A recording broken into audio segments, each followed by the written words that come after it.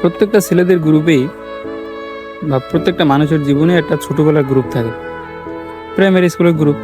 তো আমারও সেরকম একটা গ্রুপ আছে। গতকালকে আমার সেই গ্রুপে ফোন দিল, মানে সবাই কথাবার্তা বলতেছে, আমিও যাই জয়েন দিলাম। কথাবার্তার এক পর্যায়ে আমার দুজন বন্ধু সৌদি আরব থাকে, বললো যে দোস্ত তোর জন্য একটা কাজ আছে, আসলেই 60,000 টাকা স্যালারি, সাথে আবার উক্তি ইনকামও আছে, সমস্যা নেই। তো আমি বললাম যে চাকরিটা কি?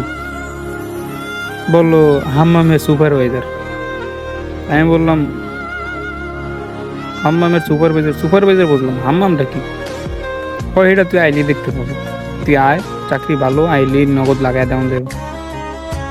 তো ভাই আমি কি আর আরবি বুঝি? আমি গেলাম ট্রান্সলেশনে, গুগলে যা দিলাম, ট্রান্সলেট করে যা অর্থ পাইছি, ভাঙ্গের না তুই শালার পর শালার আমারে পাবলিক টয়লেটে সুপারভাইজার বানাই দিতে আসে। অবশ্য আমি বুঝছি আমার বন্ধু বান্ধব যে যা এটি ভালো কথা জীবনও করবো না। আমি করে গ্রুপ কলে কইলাম যে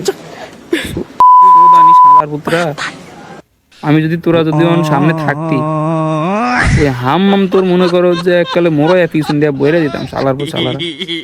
তোরা যদি ভিডিওটা দেখো তো গরিব কই ভালো শালার পর শালা, সব কাটা মাথার বুট ভালো, চোত মারানি ভালো ভালো ভালো, সময় আছে অহনো ভালো, সৌদি আরব আসোস একটু সোজাও, নবীর দেশে আসোস একটু সোজাও ভালো।